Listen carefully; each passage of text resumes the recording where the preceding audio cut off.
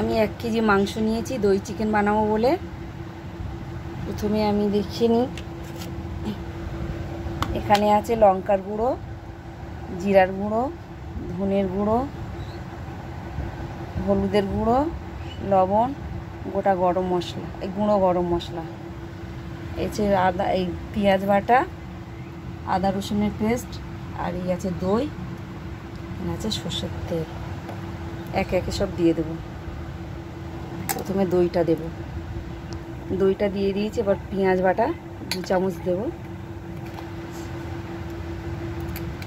আদা রসুন বাটা এই 1.5 চামচ দেব,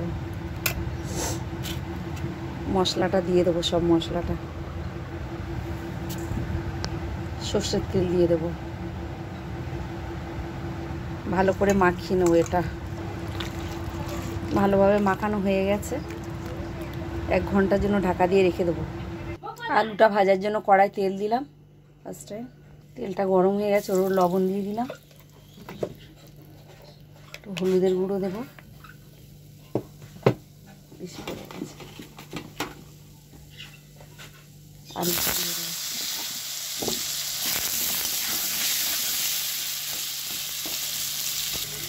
আলুগুলো ভাজা হয়ে গেছে, এবার তুলে নেব। 1 হাত দিয়ে তো পারি না। আলুগুলো লাল লাল করে ভাজা হয়ে গেছে, তুলে নিয়েছি।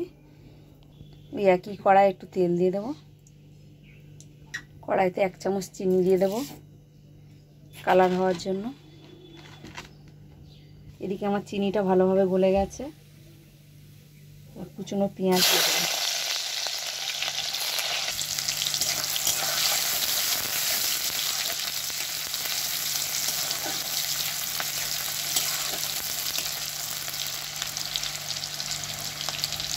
চামচ পেঁয়াজ, এই আদা রসুন বাটা দিয়ে দিলাম,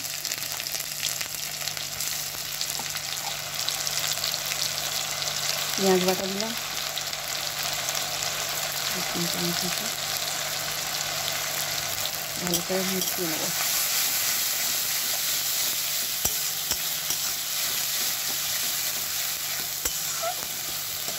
এক ঘন্টা হয়ে গেছে, মাংসটা মাখিয়ে রেখেছি, তরকারিটা ভাজতে দেবো। অল্প একটু টমেটো দেবো, টক দিয়ে দিয়েছি, টক হয়ে যাবে না। লবণ দিয়ে দিলাম। পুরো মশলা রেডি, তেল ছেড়ে দিয়েছে মশলা থেকে। এবার চিকেনটা দিয়ে দেবো।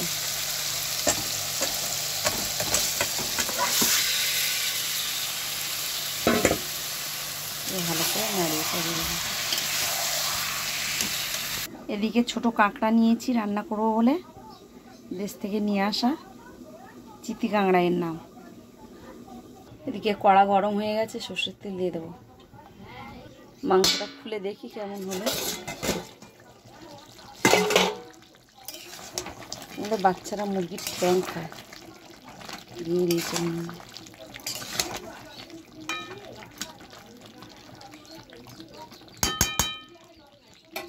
কড়ার তেল এখনো গরম হয়নি, ভালোভাবে গরম হয়ে যাক। কড়ার তেল গরম হয়ে গেছে, কুচনো পেঁয়াজ করে দেবো। পেঁয়াজটা নাড়িয়ে টাড়িয়ে ভালো করে ভাজা করে নেবো। 1 চামচ আদা রসুন বাটা দেবো, পেঁয়াজ বাটাটা দিয়ে দেবো, পেঁয়াজ বাটাটা,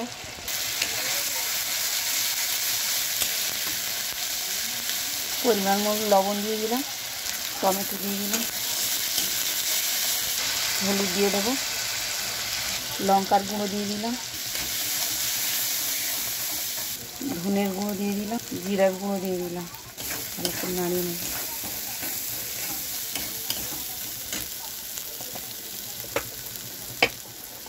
কাঁকড়াটা দিয়ে দেবো এবারে।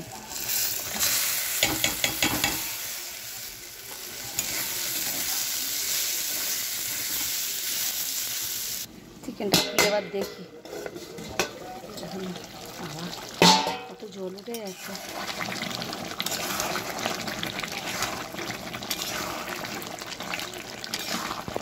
সিদ্ধ হয়েছে কি দেখি, একদম সিদ্ধ হয়ে গেছে। এর মধ্যে আলুটাই দিয়ে দেবো। এদিকে কাঁকড়াও রেডি।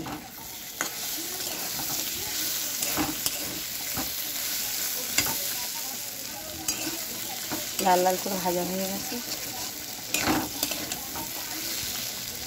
কাঁকড়াটা এত ঘিলু, পুরো কাঁকড়াটা লাল হয়ে গেছে, তেল কাটা কাটা হয়ে গেছে। এবার আমার কাঁকড়া রেডি।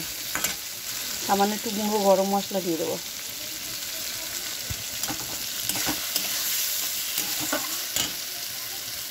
গরম মশলা দিয়ে নাড়িয়ে চাড়িয়ে দিয়েছি, এবার নামিয়ে নেবো। মাংসটা খুলে দেখবো।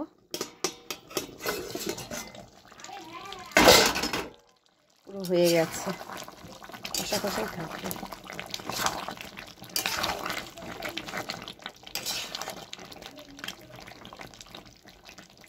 পাগুলো কী করে দাঁড়িয়ে আছে।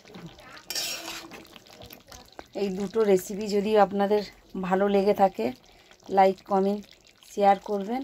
অনেকদিন পরে ভিডিওটা ছাড়লাম, আপনারা কেউ লাইক করেন না, কমেন্ট করেন না, এসএমএস পাঠান না, ওই জন্য আর মনের দুঃখে ছাড়ছি না আর রান্না। হয়ে গেছে, রাখলাম। নমস্কার আপনাদের।